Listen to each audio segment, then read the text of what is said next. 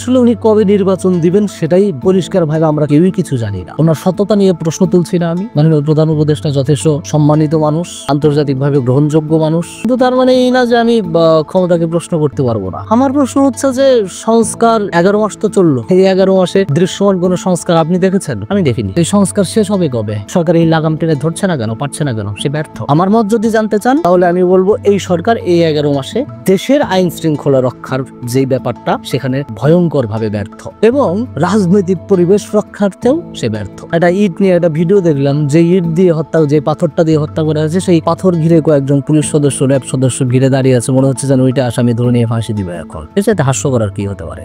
দর্শক, আমাদের সামনে উপস্থিত রয়েছেন নাগরিক ঐক্যের কেন্দ্রীয় কমিটির সদস্য এবং সিরাজগঞ্জ জেলা শাখার সদস্য সচিব মফিজুর রহমান সুরজ। আমরা জানবো আগামী দিনের যে নির্বাচন, সেই নির্বাচনের প্রক্রিয়া কেমন হতে পারে, তার বর্তমান রাজনৈতিক পরিস্থিতি এবং দেশের যে বর্তমান রাজনীতি এবং অন্যান্য বিষয়গুলো নিয়ে আমরা আলোচনা করব। আসসালামু আলাইকুম। ওয়ালাইকুম আসসালাম। শুরুতে জুয়েল, আপনাকেও ধন্যবাদ জানাচ্ছি, সেই সাথে আপনার ভিডিওতে যারা দেখবেন শুনবেন এবং আমার প্রিয় দেশবাসীকে জানাই আমার আন্তরিক সালাম। সবাইকে সালাম জানিয়ে শুরু করছি।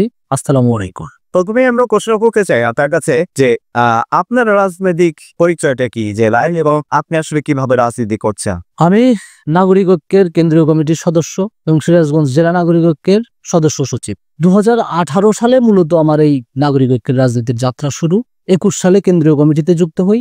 22 সালে সিরাজগঞ্জ জেলা শাখার রাজনীতিতে 22 সালে সিরাজগঞ্জের জেলা শাখার রাজনীতি শুরু হয়। মূলত 23-এর শুরুর দিকে আমাদের জেলা কমিটি হয়, সেই কমিটিতে সদস্য সচিব হিসেবে আমি নিযুক্ত হয়েছি সম্মানিত সভাপতি জনাব মাহমুদুর রহমান মান্নার ইচ্ছেতে। জি, অসংখ্য ধন্যবাদ। আমি আপনার কাছে জানতে চাই যে আপনি জানেন যে খুব দ্রুতই হয়তো নির্বাচনের একটা প্রক্রিয়া করা হচ্ছে, যা নিয়ে প্রশ্ন এবং আলোচনা সমালোচনারও জন্ম দিয়েছে। সে জায়গা থেকে নাগরিক ঐক্যের সংসদের আসন আগামীতে কিরকম হতে পারে এই জাতীয় নির্বাচনে? নির্বাচন দ্রুত আগাচ্ছে, দেখছেন কিছু? আমি দেখছি না আপাতত কিছু। শুনছি প্রধান উপদেষ্টা বলেছেন, একবার ডিসেম্বরের কথা বলেছেন, একবার মেবি মে মাসের কথা বলেছিলেন। তারপরে লন্ডন সফরের পরে উনি ফেব্রুয়ারির একটা উনি দেননি, বাতাসে উঠছে ফেব্রুয়ারি মাসে নির্বাচন হবে। আপনারাও অনেকেই বলছেন ফেব্রুয়ারিতে নির্বাচন হলে একটা প্রস্তুতির কিছু দেখা যায়, দৃশ্যমান কিছু প্রস্তুতি থাকে, যেগুলো আমি অন্তত দেখতে পাচ্ছি না এখনো। সো নির্বাচন দ্রুতই হচ্ছে, এটার সঙ্গে আমি আসলে একমত হতে পারছি না। আর নাগরিক ঐক্যের নির্বাচনে সংসদীয় আসন কি পরিমাণ হতে পারে, এই তো ছিল আপনার প্রশ্ন। সেটা আসলে নির্ভর করে নির্বাচন পদ্ধতির উপরে। রাজনৈতিক অঙ্গনে একটা বড় একটা প্রশ্ন ঘুরছে, সেটা হচ্ছে যে পিআর পদ্ধতিতে নির্বাচন হবে নাকি গতানুগতিক পদ্ধতিতে, যেভাবে আমরা ইতিপূর্বে দেখে এসেছি আমাদের দেশের রাজনীতিতে, সেভাবে হবে। পিআরে যদি হয়, হওয়ার সম্ভাবনা কতটুকু আছে আমি এই মুহূর্তে জানি না এক্সাক্ট। যদি পিআরে হয় তাহলে আমরা চেষ্টা করব আমাদের পক্ষ থেকে 300 আসনেই প্রার্থী দেবার। কতদূর সম্ভব হবে জানি না, তবে আমরা চেষ্টা করব 300 আসনেই প্রার্থী দেবার জন্য। আর যদি সেটা না হয়, গতানুগতিক পদ্ধতিতে হয়, সেটাও নির্ভর করবে আমরা কারোর সঙ্গে জোটে যাব নাকি একা একা ইলেকশন করব। এই সিদ্ধান্ত আমাদের দলীয় প্রধান জনাব মাহমুদুর রহমান মান্না নিবেন। জি, ধন্যবাদ। আমি আপনার কাছে জানতে চাই যে এই নির্বাচনে অবশ্যই আপনি জানেন যে interim government doctor Yunus, professor doctor Yunus, উনার নামে আসলে নির্বাচনটা কতটুকু সুষ্ঠুভাবে নির্বাচন প্রক্রিয়াটা হতে পারে বলে আপনি মনে করেন আপনার জায়গা থেকে? আসলে উনি কবে নির্বাচন দিবেন সেটাই পরিষ্কারভাবে আমরা কেউই কিছু জানি না। আর নির্বাচন যখন হবে, তফসিলের পর উনি কতটুকু স্বচ্ছ থাকবেন, ওনার সততা নিয়ে প্রশ্ন তুলছি না আমি। মাননীয় প্রধান উপদেষ্টা যথেষ্ট সম্মানিত মানুষ, আন্তর্জাতিকভাবে গ্রহণযোগ্য মানুষ, কিন্তু তার মানে এই না যে আমি ক্ষমতাকে প্রশ্ন করতে পারবো না। আমি রাজনীতির একজন কর্মী হিসেবে, রাজনীতির ছাত্র হিসেবে ক্ষমতাকে প্রশ্ন করা উচিত।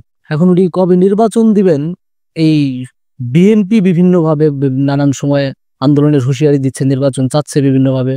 আরো বিভিন্ন দল, আরো যারা আছে, এনসিপি, জামায়াত ইসলামী, চরমোনাই, আরো যত দলগুলো আছে, অনেকেই বলছে যে নির্বাচন পেছানো হোক, সংস্কারগুলো শেষ হোক।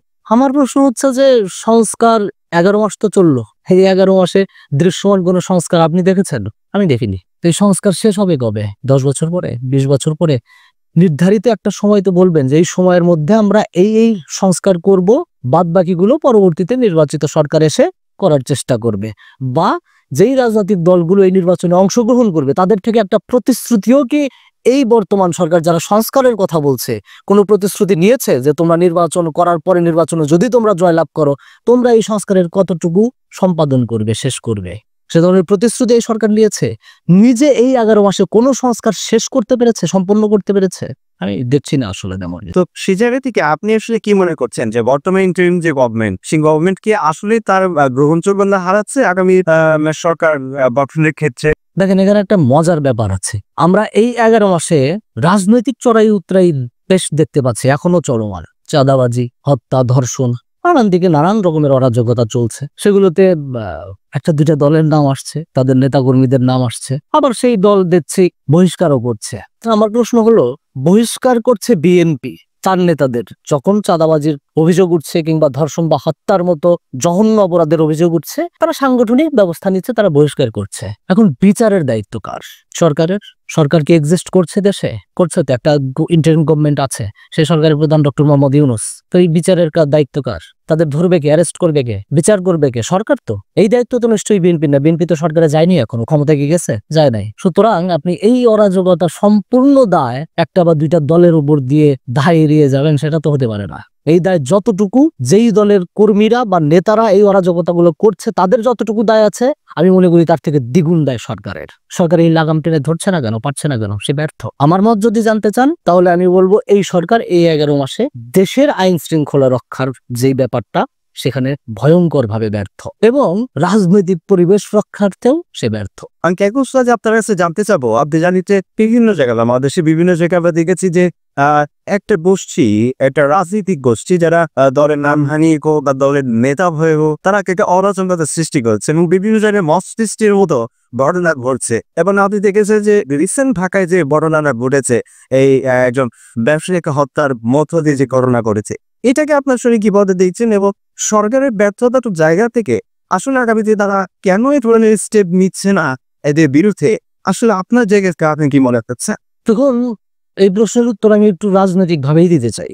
এই যে ঢাকায় যে সোহাগ হত্যার কথা বললেন, নিঃসন্দেহে একটা বড় পরিচিত ঘটনা।